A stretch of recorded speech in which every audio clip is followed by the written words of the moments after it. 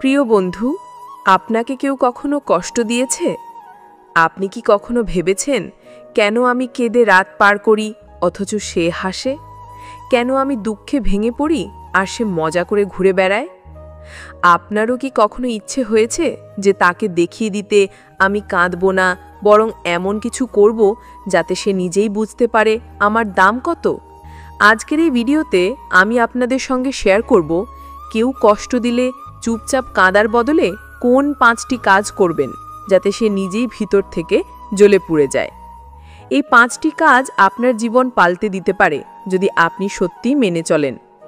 ভিডিওটি শুরু করার আগে একটি ছোট্ট অনুরোধ, যদি আপনি জীবনে কখনো অন্যের কষ্টে ভেঙে পড়েছেন এবং আজ নতুন করে শক্তি সঞ্চয় করতে চান, তাহলে ভিডিওটিতে একটি লাইক দিবেন। নিচে কমেন্টে লিখবেন, আমি শক্ত হব, যেন আপনার প্রতিজ্ঞা দৃঢ় হয়। আর এমন ভিডিও পেতে চাইলে চ্যানেলটি সাবস্ক্রাইব করে বেল আইকনে ক্লিক করুন, কারণ প্রতিটি নতুন ভিডিও হবে আপনার জীবনে নতুন শক্তির বাতি। তো চলুন শুরু করি। 1. নিজেকে প্রমাণ করুন, কাঁদবেন না, উন্নত হবেন। যখন কেউ আপনাকে কষ্ট দেয়, প্রথম প্রবৃত্তি হয় কাঁদা, হতাশ হওয়া, নিজের ভিতর হারিয়ে যাওয়া। কিন্তু কি আপনি জানেন, আপনার কান্না, আপনার দুর্বলতা, সেটাই সেই মানুষটির সবচেয়ে বড় বিজয়। সে চায় আপনি দুর্বল হন, কারণ তখন সে বুঝতে পারে যে তার কষ্ট দেওয়াটা সফল হয়েছে। কিন্তু যদি আপনি কান্না না করে বরং চুপচাপ নিজেকে প্রমাণ করার কাজে লেগে যান, তখন সেই মানুষটি কি করবে? সে জ্বলবে। হ্যাঁ, ভিতর থেকে জ্বলে পুড়বে। কারণ সে দেখবে আমি কষ্ট দিয়েছি, অথচ সে ভেঙে পড়েনি, বরং আরও শক্ত হয়েছে। নিজেকে প্রমাণ করার মানে কি? প্রথমত, নিজের আত্মবিশ্বাস ফিরিয়ে আনা। ধরুন কেউ আপনাকে বলল, তুমি কিছুই করতে পারবে না। আপনি যদি এই কথার জবাব কান্না দিয়ে দেন, তাহলে সে হাসবে। কিন্তু যদি আপনি এই কথার জবাব নীরবে কাজের মাধ্যমে দেন, আপনি পড়াশোনায় উন্নতি করলেন, ব্যবসা শুরু করলেন, নিজেকে সুন্দর করে সাজালেন, নতুন দক্ষতা শিখলেন, তখন সেই ব্যক্তি বুঝবে তার কষ্ট দেওয়ার চেষ্টা বিফল, এবং সে নিজেই ভিতর থেকে অনুতপ্ত হবে, কারণ তার একটা কষ্ট আপনার ক্ষতি করতে পারেনি। এই পৃথিবীতে সেরা প্রতিশোধ হলো সফলতা। প্রতিশোধ মানে তাকে আঘাত করা নয়, বরং এমন কিছু করা যাতে সেই নিজেই বুঝতে পারে আপনাকে হারিয়ে সে বড় ভুল করেছে। তাহলে এখন থেকে কেউ কষ্ট দিলে চুপ করে বসে থাকবেন না, বলবেন নিজেকে, আমাকে কষ্ট দিয়েছে, ঠিক আছে, আমি দেখাবো আমি কে। আপনার কান্না যেন রূপ নেয় শক্তিতে। প্রতিদিন অল্প অল্প করে নিজের উন্নতির জন্য কাজ করুন, নতুন দক্ষতা শিখুন, ভালো মানুষের সঙ্গে সময় কাটান, সোশ্যাল মিডিয়ায় অযথা সময় নষ্ট কমান, সকালে ওঠার অভ্যাস গড়ুন, শরীরের যত্ন নিন। কারণ যখন আপনি উন্নতি করবেন, আপনার হাসি হবে শক্তিশালী, আপনার সাফল্য হবে সবচেয়ে বড় জবাব। তখন সেই মানুষটি দেখবে, যে মানুষটিকে আমি কষ্ট দিয়েছিলাম সে তো আজ হাজার মানুষের অনুপ্রেরণা। এভাবে যখন আপনি নিজেকে প্রমাণ করবেন, তখন আপনার অতীতের কষ্ট একদিন আপনাকে ধন্যবাদ দেবে, কারণ সেই কষ্টটাই আপনাকে বদলে দিয়েছে। 2. নীরব প্রতিক্রিয়া, চুপচাপ জবাব দিন। কেউ যখন আপনাকে কষ্ট দেয়, তখন আপনার ভেতর হয়তো আগুন জ্বলে ওঠে। আপনার মন চায় গিয়ে তাকে বলুন, তুমি আমার সঙ্গে এমন করলে কেন? আমার জীবনে কেন ঝড় তুললে? কিন্তু কি আপনি জানেন, সবচেয়ে ভয়ঙ্কর প্রতিক্রিয়া হচ্ছে নীরবতা। নীরবতা মানে দুর্বলতা নয়, নীরবতা মানে শক্তি। কারণ যে চিৎকার করে সে ভেতর থেকে দুর্বল, আর যে চুপ থাকে সে ভেতর থেকে আগুন হয়ে ওঠে। আপনি যখন চুপ থাকেন, তখন সে বোঝে না আপনি কি ভাবছেন। সে অস্থির হয়ে যায়।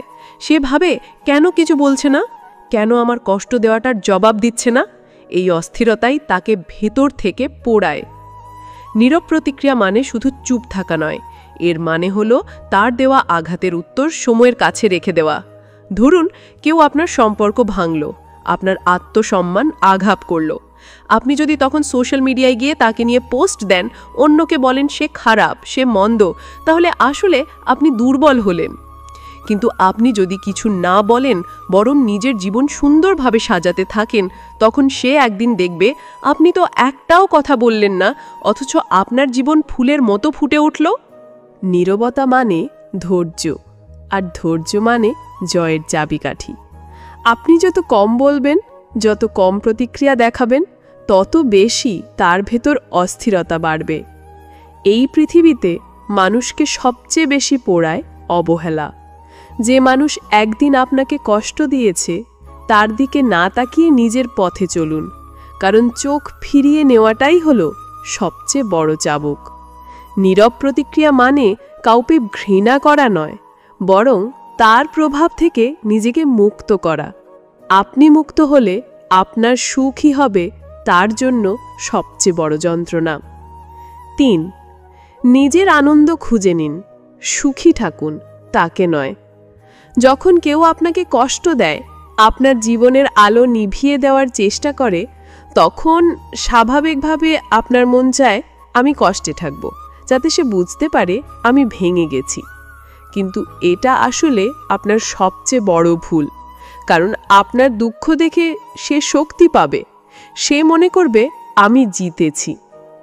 তাহলে আসল প্রতিশোধ কি? আসল প্রতিশোধ হলো আপনার সুখ। হ্যাঁ, আপনি যত বেশি হাসবেন, যত বেশি খুশি থাকবেন, সে তত বেশি জ্বলবে। কারণ সে আশা করেছিল আপনি কাঁদবেন, রাত জেগে কষ্ট পাবেন, অথচ আপনি হাসছেন। আপনি বন্ধুদের সঙ্গে ঘুরছেন, নতুন কাজ শুরু করছেন, নিজেকে গুছিয়ে নিচ্ছেন। সুখ খুঁজে নেওয়া মানে অন্য কাউকে দেখানোর জন্য নয়, এটা আপনার নিজের জন্য। কারণ সুখ একটি সিদ্ধান্ত।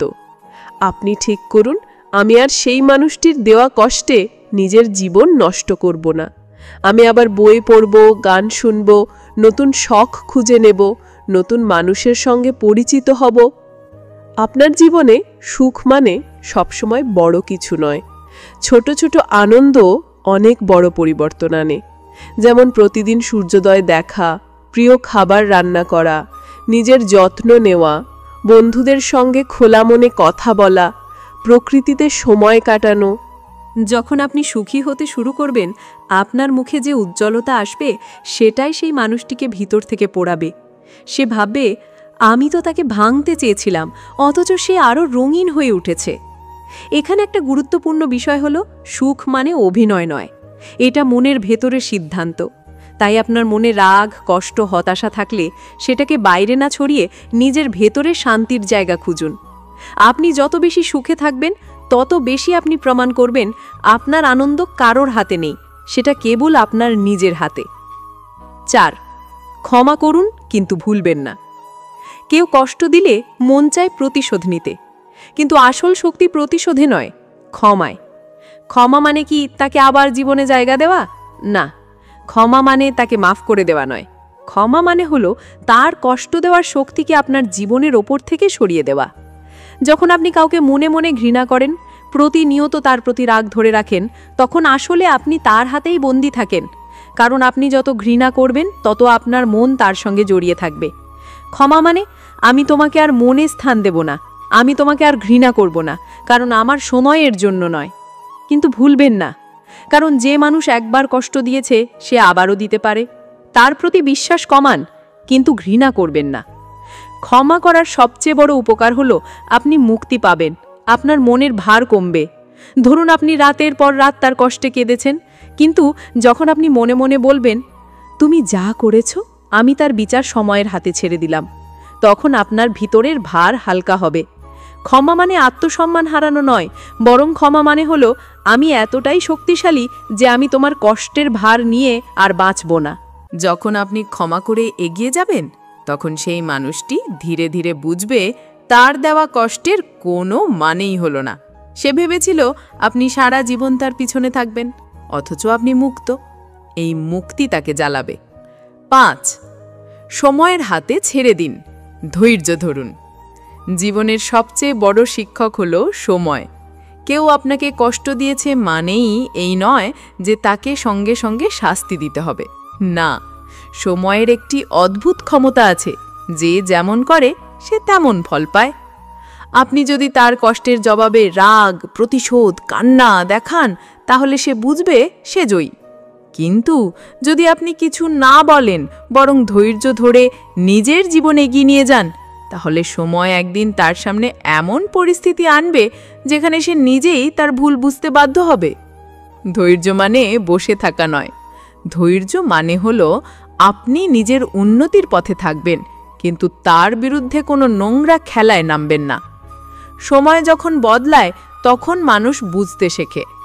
আজ যে মানুষটি আপনাকে ছোট করেছে, একদিন সেই মানুষই হয়তো দেখবে যে আপনি সফল, আপনি সম্মানিত। তখন তার জ্বলন হবে সবচেয়ে গভীর, কারণ সে আর কিছুই করতে পারবে না। সময়কে বিশ্বাস করুন, কারণ সময়ের ন্যায় বিচার সবার জন্য সমান। আপনি যত বেশি শান্ত থাকবেন তত বেশি আপনি প্রমাণ করবেন আপনি যুদ্ধ করতে চান না, আপনি জয় করতে চান।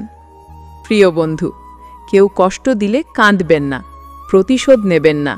শুধু নিজেকে উন্নত করুন, নীরব থাকুন, সুখ খুঁজুন, ক্ষমা করুন, আর সময়কে তার কাজ করতে দিন।